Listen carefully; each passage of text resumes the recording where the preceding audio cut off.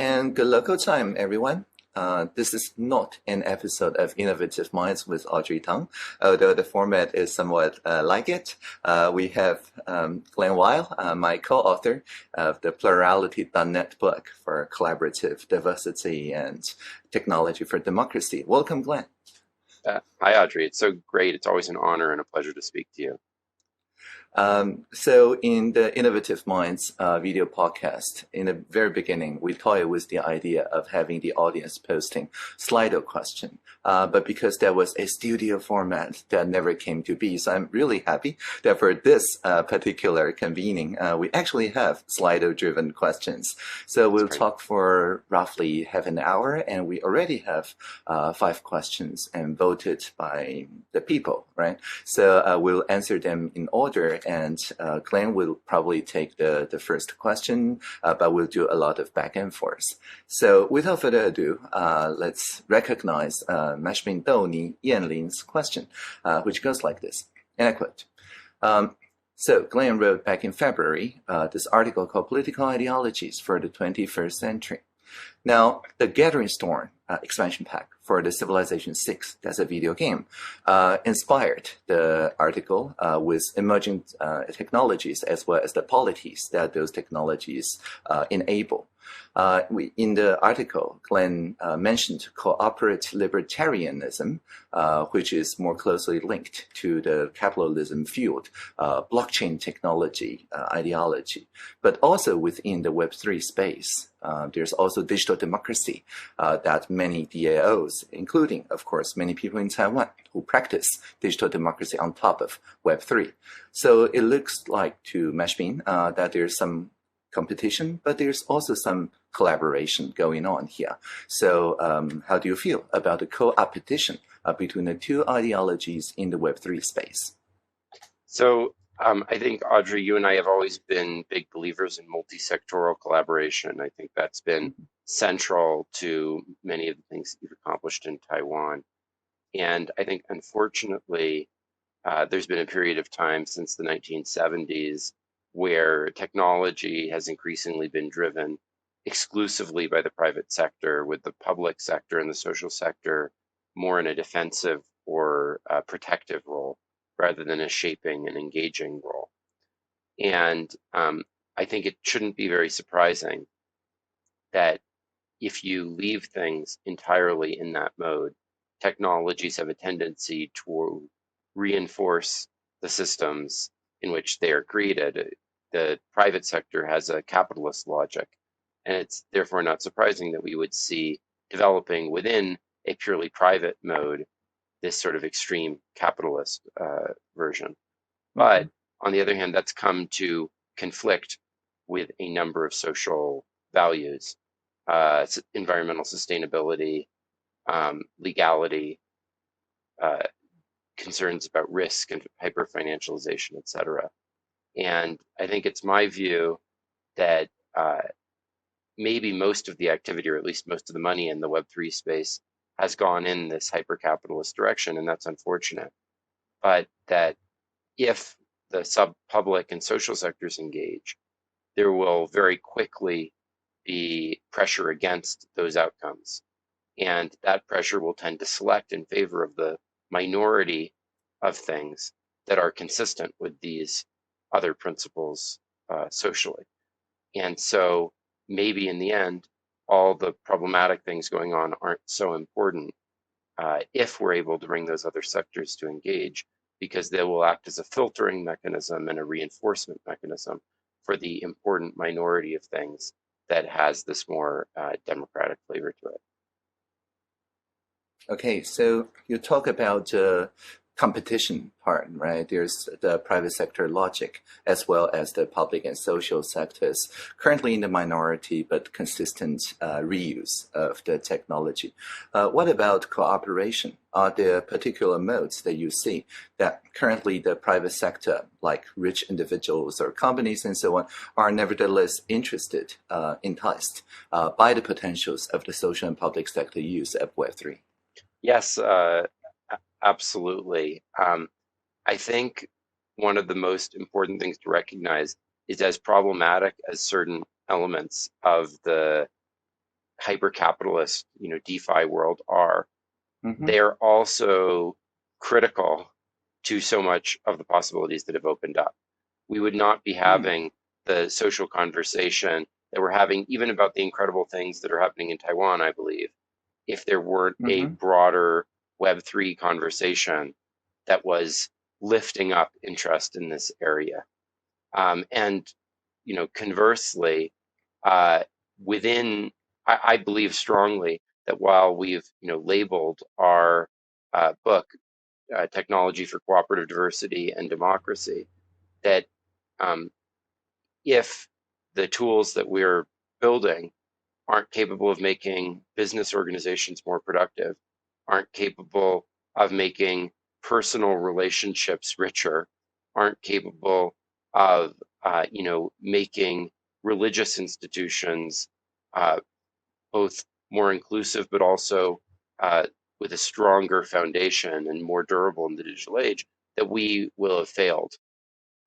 Because anything that is powerful at strengthening democracy should also be powerful at strengthening the way that people work together productively and the way that they worship and so forth. So ultimately, I think most of the applications of the things we're developing, if they're successful, will probably end up in the private sector. Yeah. So in the past 10 years in the GovZero hackathons, what I've noticed is that eventually the largest private sector people in Taiwan, MediaTek, Acer, and so on, the HTC, send their people to the GovZero hackathon and even have GovZero affiliate clubs and events and so on within their large companies, precisely because they see this as kind of a collaborative research to the latest and greatest in public sector entrepreneurship, so to speak.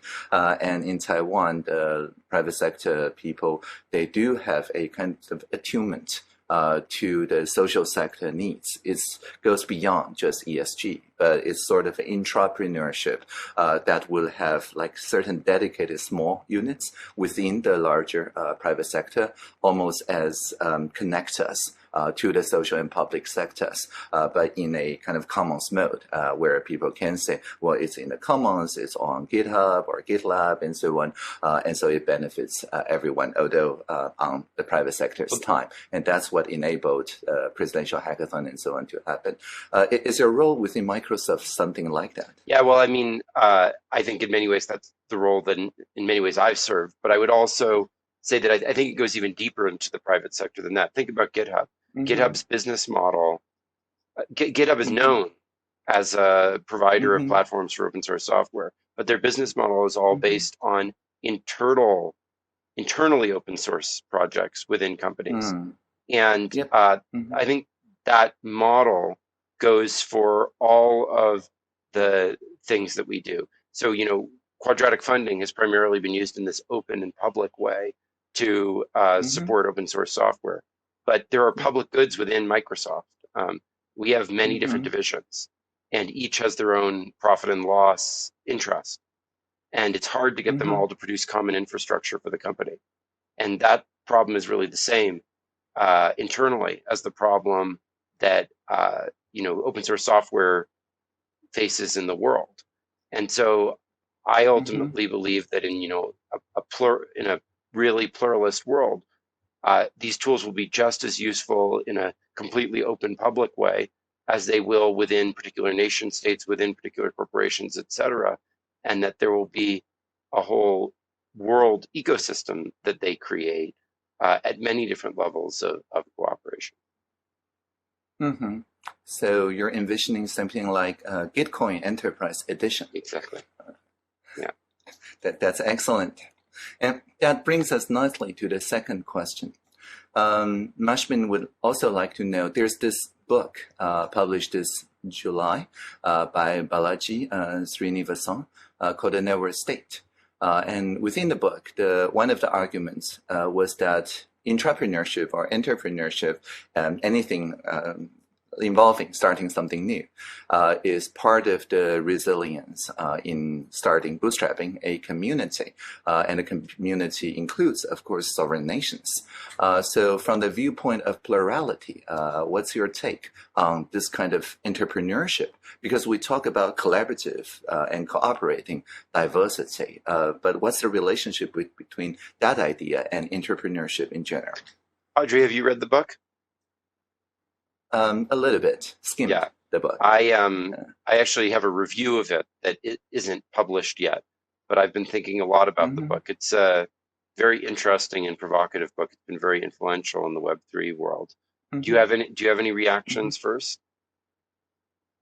Well, I read Vitalik's reactions and your initial reactions on Twitter. Yeah, I think it's a useful metaphor. Just like people can think about governance without a tight locality, a territory. That's how we talk about internet governance. The thing with internet governance is that it's kind of abstract. It's difficult to get people all excited about the TW or Unicode in domains and things like that. But the network state provides kind of certain affinity based, so definitely more tangible, I guess, than domain names. And you can also do internet governance like governance on it. So I think it has this popularizing aspect to it, much as you just said that the DeFi world has a kind of popularizing idea when it comes to the scale of diversity and the scale of potential cooperation. Yeah. There's a thinker called John Dewey who very much influenced my thought. And he has a book in 1927 called The Public and Its Problems. And in that book, he argues that new technologies create new patterns of association, both just because of sort of social dynamics, who can communicate with whom and associate with whom, but also because they embed us in new patterns of what economists would call externalities, or what he would just call interactions. Our actions come to affect each other in different ways. And therefore, the necessary governance structures change with the changes in technology. And yet, the borders of nation states don't, or at least don't much. And even the sub-national localities don't change very much over time. And so he argues that what we need is the constant emergence of what he calls new publics, which will be these groups of people that will come to govern themselves in relationship to this set of interactions that they have. And he describes the figure of what he calls an expert, which kind of corresponds to what Balaji calls a founder. But the expert is a bit different. And I think you and I have aimed, I don't know if I've talked to you about this, but you and I have aimed, I think, to build this book project around this Deweyan notion of an expert. Because Dewey's concept of an expert is not a king or a ruler, it's a convener. It's a convener of a new polity. So the crucial role of the expert is to let a polity see itself, see the interactions that it's having, and therefore come into a new form of democratic governance that didn't exist before, because that set of people didn't recognize the interactions they were having with each other. And that's, I think, very much modeled in the way we're thinking about the book as, we're going to put out some material that hopefully will help a community see itself in that material, but then they will become the maintainers. And it will become democratically accountable to those people who connected with it. And I think that the internet was, originally imagined by people like J.C.R. Licklider as a foundation for that kind of what I would call a network society, where people are part of multiple intersecting, emergent publics. Now, he only did it for communication protocol, so it was a very first step. But I think what we're all working towards is creating that kind of a network society, not a world where everyone chooses their favorite little statelet and is completely committed to that, but where everyone participates in many of these emergent democratic polities that are constantly emerging and shifting. And you know, I think that that is the right vision of how we need to, you know, imagine the way in which networks will transform governance. Yeah, as you talk about the expert versus the founder, I'm reminded of Steve Chen, co-founder YouTube, in my video podcast, who talk about how the founder is almost always a retroactively coined myth. Like when YouTube was first founded, and he had many co-founding experiences, PayPal and so on. It's almost never about a personal hero. It's almost never about this one insight that drives the entire market segments. It's more or less about a bunch of people who vibe similarly, who build social connections starting from their very different, diverse communities, and try and fail a few times, and then finally finding a product or service market fit. And then, of course, the myth making begins, and then we retroactively build a founder myth. And what I'm hearing from you seems to say that it's this process, this more facilitating, reflective process that we're focusing on. And instead of a particular bronzing or particular founder, we want to enable everyone to have this kind of network making power. Am I reading you correctly? Yeah, I think that's quite related to some of the discussions we've had about artificial intelligence, because I think it's in the nature of human myth making and narrative discourse to need to invest that communal feeling in something that's imagined to be an agent, a single agent, you know? Yep. And Yep. so we call these collective statistical models that we create artificial intelligences. And we call the community that creates a new platform a founder, you know, because we want to hear the story of, you know,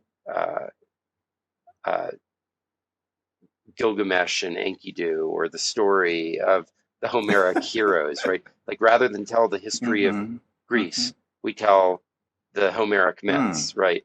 And so it's it's a very human way to encapsulate a collective effort in the story of a heroic individual.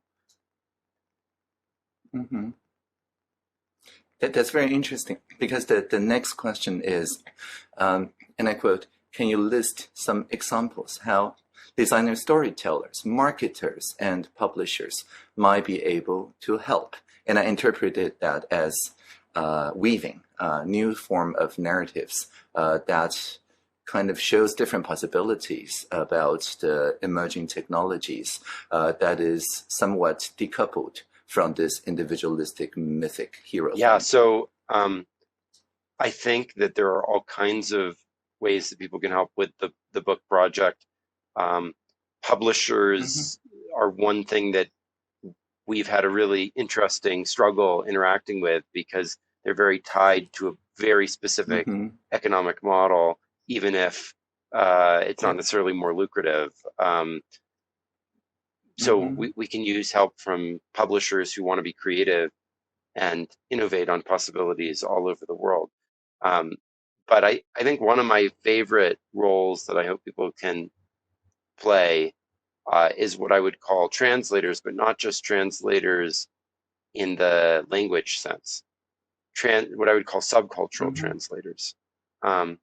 So I'd love a version of the book, a fork, that is for deeply Christian people, that uses scriptural references, and that tells the story of what we're trying to tell in the language of the Christian tradition, or in the language of the Taoist tradition, or in the language of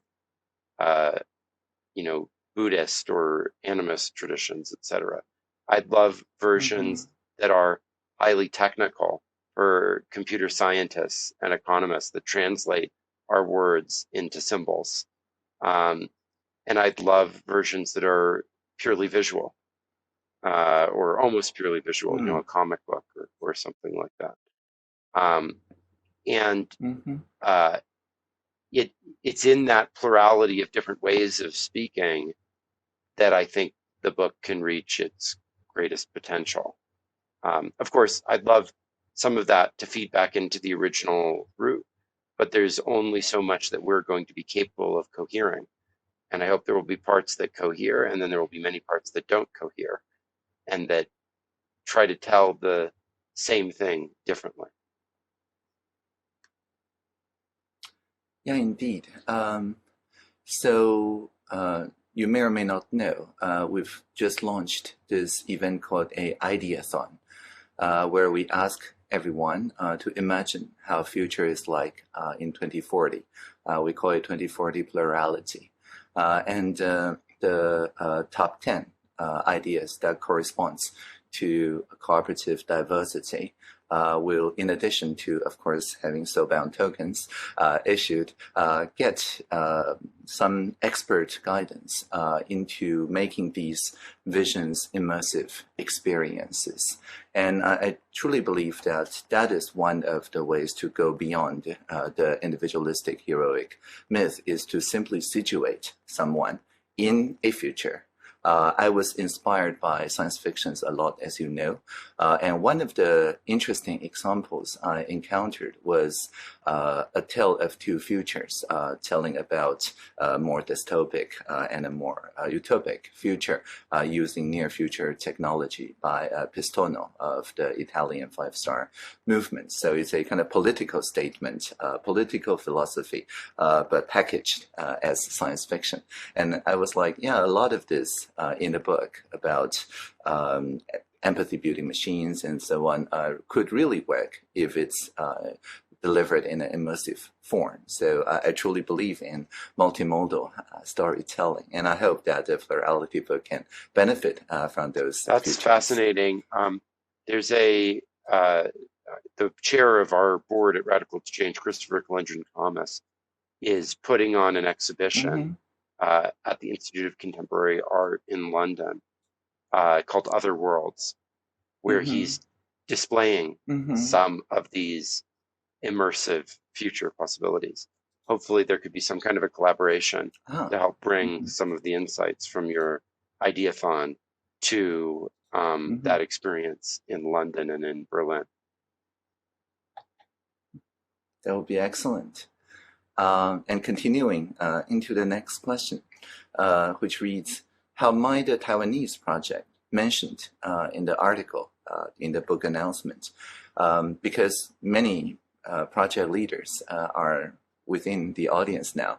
So how can they play a more active role in leading this global movement? Well, what do you think, Glenn? I profoundly believe, and have now dedicated a lot of my life to the proposition, that the Taiwanese experience is a uniquely important one for the world.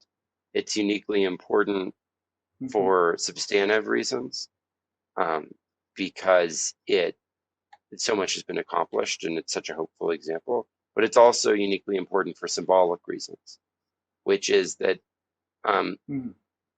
as has been widely reported, there are great divisions within Western societies today, within many liberal democratic societies.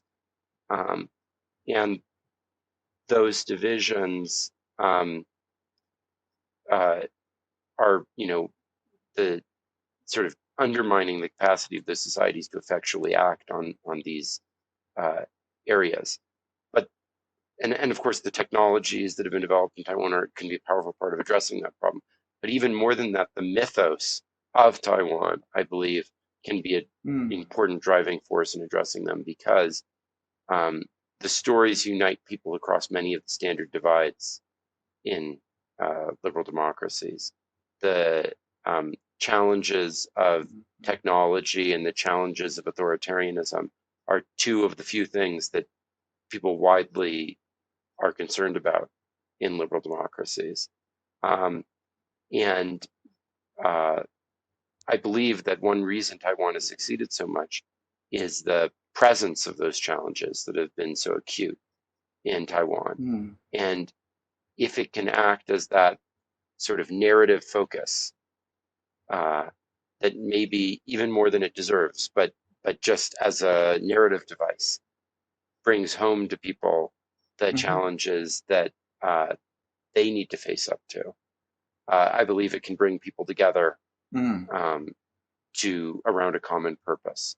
So and I think to some extent Ukraine has done that, but Ukraine has done it in a way that is focused on a particular territorial dispute rather than on primarily on a set of technological tools that might be scalable to address problems in other countries, And so I believe the symbolism of Taiwan is incredibly important. So to circle back to the question, I hope that, folks in Taiwan will keep doing their good work, but I also hope that we can find more and more platforms for bringing in a narratively compelling way that story to people all around the world and making them feel the, pop cultural presence, just as other pop cultural elements have come from Taiwan to the rest of the world in the, common discourse in those countries.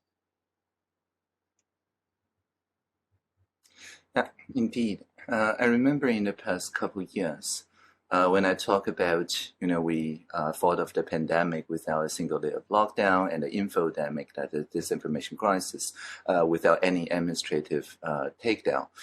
There's this kind of sense of disbelief from people from Western liberal democracies listening to the stories. And I think that when I was in the UK New Local Conference, the general reaction was that it is too good to be true. Taiwan is too different from the UK. And I was like, yeah, if you don't want to call it the Taiwan model, call it the New Zealand model, because New Zealand played the same playbook to even better effect, I would argue, than Taiwan. But yeah, those existential proofs that polarization is not inevitable, that social media doesn't always lead to antisocial media behaviors, that we can decouple proprietary platforms with social networks in general and so on. These are the points I believe that you pointed out repeatedly that the Taiwanese people kind of take for granted, but most of the world doesn't, and that's the voices. I mean, I think frankly there is quite a bit of implicit racism, not in the aggressive or anti form, but just in the stereotyping form. There's this view that, among people in Western countries who are mostly of Caucasian origin, that, Asian people are all ethnically the same and that they all get along with each other. And I think it's important to tell the story of the diversity in Taiwan, of the indigenous communities, of the divisions between those who came earlier to the island and those who came with the nationalists and so forth, and how those line up with political divisions and how that mirrors the ethno-political divisions that exist in the United States, and just to understand that it is not as if Taiwan is just an island of inherently cooperative, homogeneous, robots or something like that. Confucian worshipping or robots or something. Confucius robots, I like that. Yeah. Right. So, and truth to be told, I think there's more folk Taoist in Taiwan than Confucian believers. But anyway, the point I think which you made very succinctly is that Taiwan is not just a story of cooperation, but also a story of diversity. And only when the diversity parts are well understood by the Western counterparts can we truly I wouldn't say influence, but at least build a bridge into the collective consciousness of the modern dialogue around the possibility of overcoming our differences by building bridges. But bridge building is currently not as lucrative as the top talents who get paid on the more authoritarian or autonomous engines sort of AI, or for that matter, the more speculative parts of crypto. So how much does money play a role in all these, in especially retaining top talents? What do you think about I think, the claim? first of all, there are important ways we have to imagine for changing the even money-based incentive structures. So you can imagine social media companies having a very different business model. And a lot of people suggest that the right alternative business model is selling subscriptions, but I actually don't think that would make things all that much better. I actually think the right business model for social media is selling to a range of collective organizations, but not selling them advertising spots, selling them quality social network, because individuals are not those who are interested in paying for a functional social network, because individuals as individuals are interested in their node. They're not interested in the performance of the overall network. Organizations are interested in the performance of the network.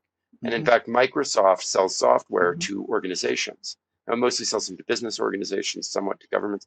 But you can imagine replacing advertisements with churches and local governments, national governments, etc., paying for algorithms that bridge the differences within those subgraphs.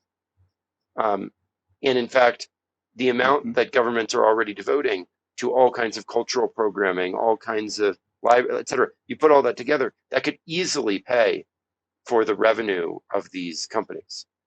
So at a macro level, you could create incentive structures where the product became a healthy, functioning social fabric, paid for by all sorts of people who are part of that social fabric, rather than a social fabric that engages people to purchase products. So I think even the money-based incentives can change, but it's also important to recognize that money is only one of many incentives that everyone responds to. And people seek money not for its own sake, because there's money doesn't, people talk about money as giving directly to people, but it's not true. Money doesn't actually buy you anything. Money buys you investments in family, investments in community, investments in other things. So if we can directly provide people the ability to achieve those goals that they have, which are usually collective goals of some form, even if it's just at the family level or just at the local community level, then that's just as strong of inducement for people to participate as is money. Money is a solvent of sorts, but one thing it can dissolve is some of those bonds, which are the things that we're trying to purchase with the money in the first place. So I believe that speaking to the issues that are near to people's heart, whether it be environmental, social justice, religious community cohesion, etc., is just as important as is redirecting the flows of money to be consistent with those values. Yeah, so I was reminded of the radical exchange idea of plural money, in which that there are money that is like US dollars or fiat in general, that enable people to exit or to quit communities and move somewhere. It provides mobility, which is good. But also there's other kinds of money that bonds people. In the small town that I used to live in, the Garden City tried to issue their community money, and it worked for a while. But of course, using like pre-web tools, it's very difficult to scale it to the kind of communities across regions. Ultimately, it would only work for people who almost meet day to day, and that speaks to the kind of tightly bonded community like churches and so on that you mentioned. So it seems like one of the financial incentives could be building sort of community money, but plural money, that is programmable and enable people to join the causes and rest assured that they will be supported by like-minded people and communities on the end of us that they care about without having to prepare a lot of fiat to enable them to quit any day, because people at the end of the day understand that they're in it for any number of years. So I think that's a quite compelling alternative to the kind of individual entrepreneurial like global nomad story. And I ultimately think money is a very simplistic solution to a very complex problem. And I think that complex problem is that we have social relationships that are deep and important to us. And yet we also seek out relationships across diversity that cross over the boundaries of those intimate social relationships. Money is a shortcut to that. It's sort of a one-shot answer. Like, okay, so now let's just leapfrog to this completely universal thing that I can use with anyone in the world. But there's other approaches to doing that. They're just kind of computationally more intensive. So there's friends of friends relationships that can connect you, as we know from the literature on 6 degrees of separation, to just about anyone on the planet. Now, finding that 6 degree of separation connection, at least historically, has been complex. It's been beyond the computational capacity of most governance systems. But TCP/IP has shown that it can be traversed, at least for sending packets of information. And if we learn how to use that to send packets of trust, packets of love, packets of friendship and commitment, and not just packets of information, then perhaps the role of this shortcut can be reduced. And the role of community can be enhanced with the help of assistive technology. Well, that's an excellent vision. And because there's only so many Slido questions, I believe we're done for today. However, Glenn will be online right after airing this pre-recording and answer your more Slido questions live. But till next time, I guess, and live long and